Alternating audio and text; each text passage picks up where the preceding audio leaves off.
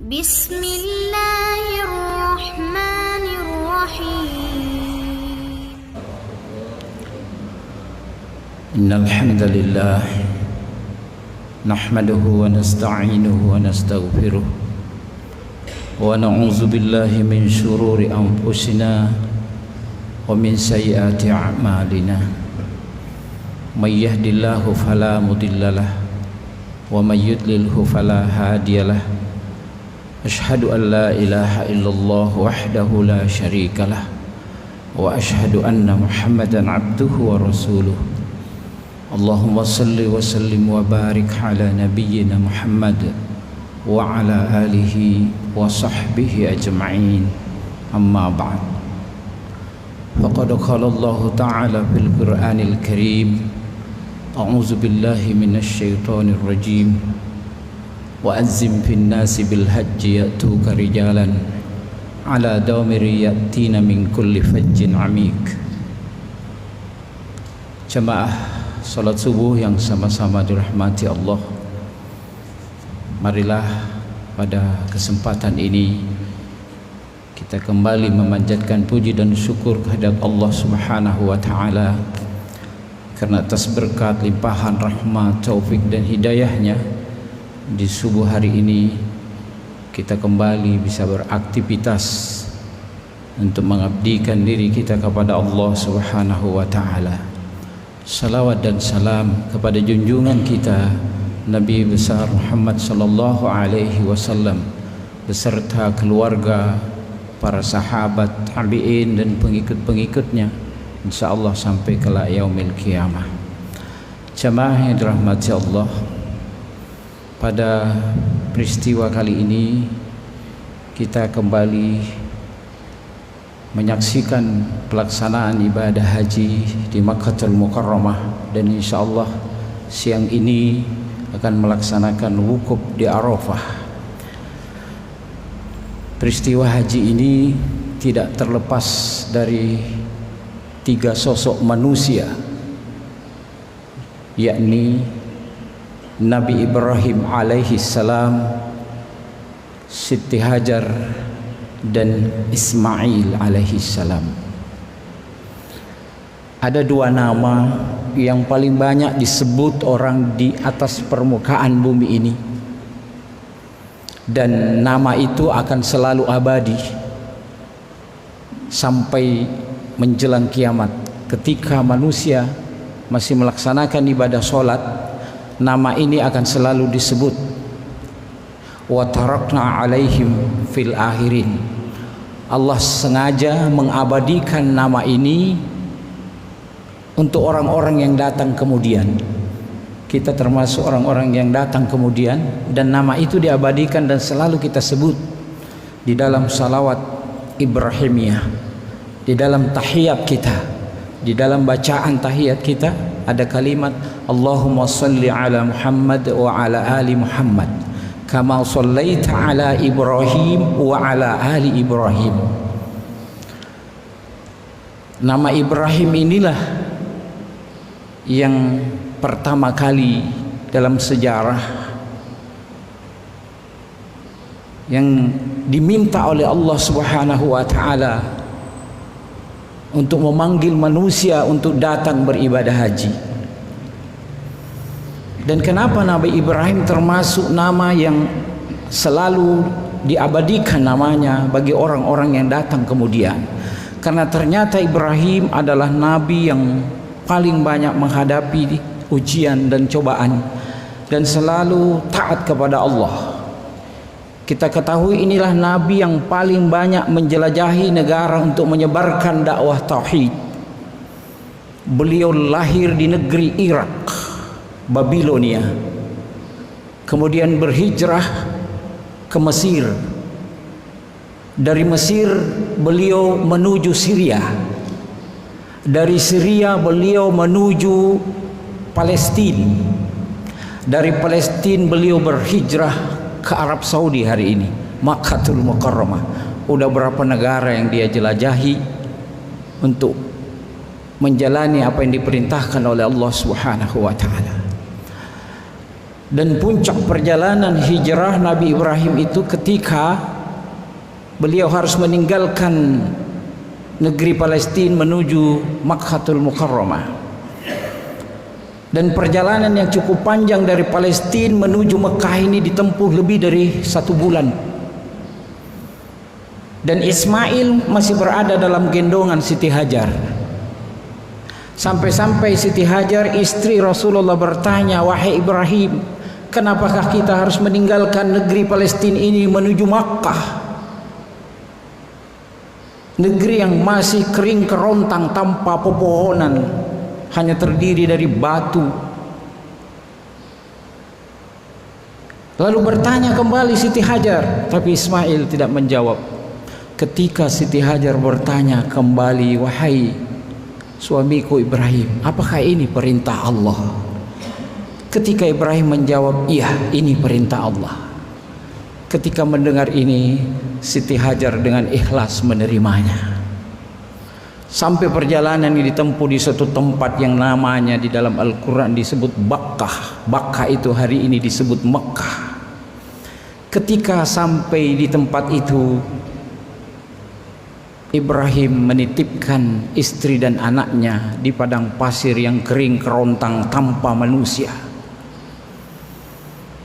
dan hanya dititipkan sekendi air. Kemudian Ibrahim harus meninggalkan 2 anak manusia di padang pasir ini, kembali ke Palestina. Dan Siti Hajar bertanya kembali, "Wahai Ibrahim suamiku, kenapakah engkau harus kembali lagi ke Palestina meninggalkan aku di tempat yang kering kerontang ini bersama Ismail yang masih kecil?" Ibrahim tidak menjawab. Tetapi ketika pertanyaan ini ketiga kalinya Siti Hajar bertanya, "Apakah ini perintah Allah?" Maka Ibrahim mengatakan, "Iya, ini perintah Allah." Maka dengan keyakinan Siti Hajar, kalau ini perintah Allah, maka Allah tidak akan membiarkanku. Dan dengan ikhlas Siti Hajar menerima apa yang telah ditentukan oleh Allah. Pada saat itulah ketika air yang dititipkan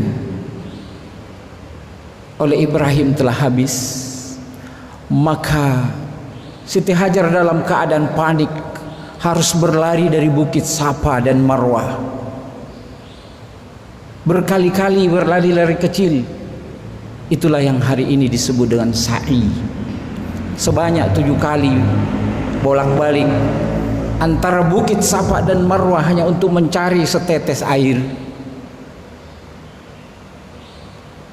Dan lari-lari kecil yang dicontohkan oleh Siti Hajar ini menjadi bagian dari tata cara ibadah haji hari ini.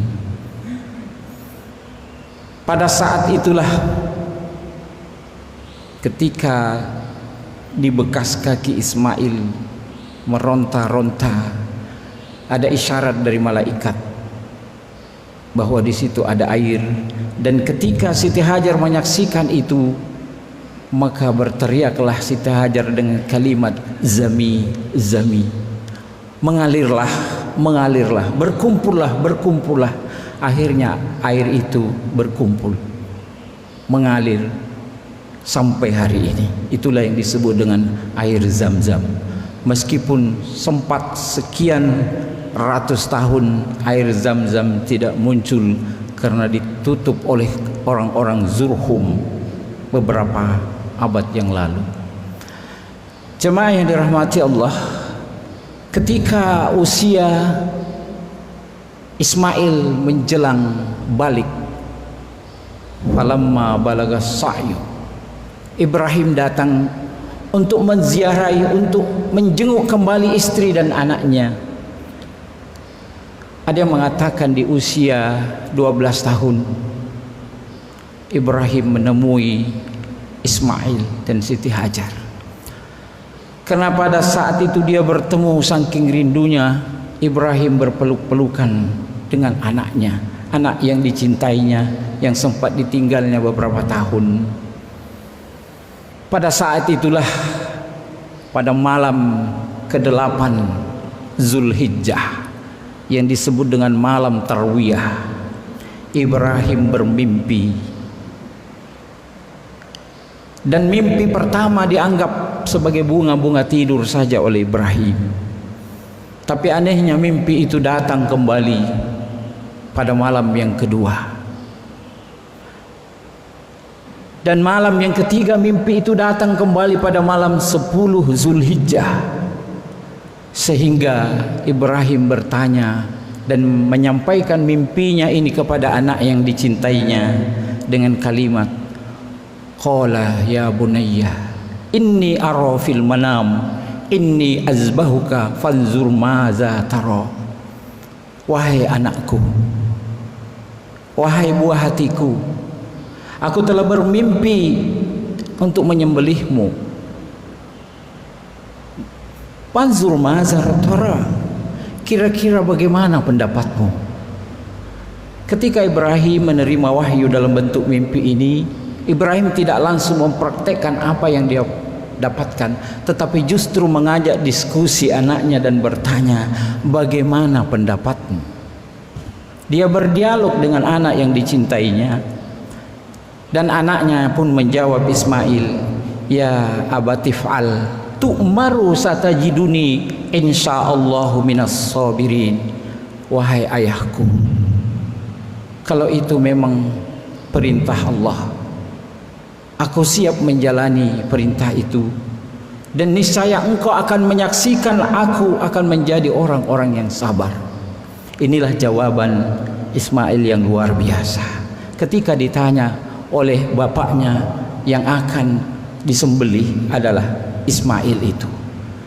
Barangkali kalau anak-anak sekarang ditanya oleh ayahnya, wahai anakku, aku tadi malam bermimpi untuk menyembelihmu, kira-kira siapkah engkau? Mungkin dia jawabnya, bapak aja yang duluan kira-kira. Ini anak sekarang. Tapi inilah generasi Ibrahim yang luar biasa. Nah, karena Ibrahim sudah menyatakan kesiapannya, maka apa yang terjadi pada saat itu, pada 10 Zulhijjah, setelah sehari sebelumnya wukuf di Arafah, dilaksanakanlah penyembelihan. Maka Ismail dibawa ke suatu tempat. Tempat itu hari ini namanya Mina. Meskipun sebelum ke Mina ada beberapa tempat yang harus dilewati, tempat itu hari ini merupakan momentum sejarah yang berdiri di 3 tempat. Namanya Jumratul Wusta, Jumratul Ula, Jumratul Wusta, dan Jumratul Aqabah.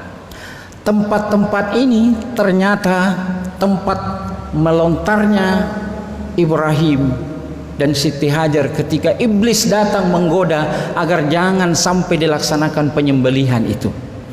Jadi iblis melarang agar perintah Allah ini diabaikan saja, karena anak akan mengorbankan putra tercintanya. Tapi rupanya Siti Hajar dan Ismail pada saat itu melontar, marah kepada iblis.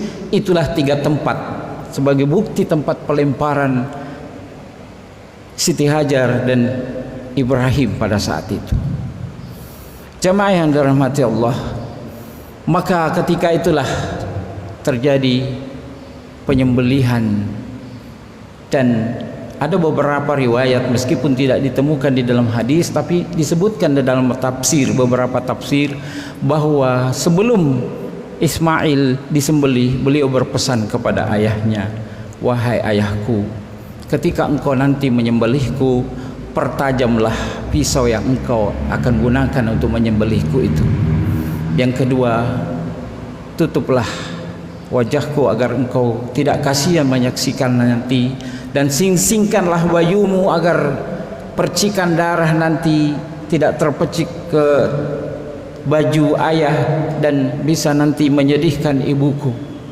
Dan jangan engkau membawakan anak seusiaku di hadapan bundaku, karena khawatir bundaku akan selalu mengingat aku.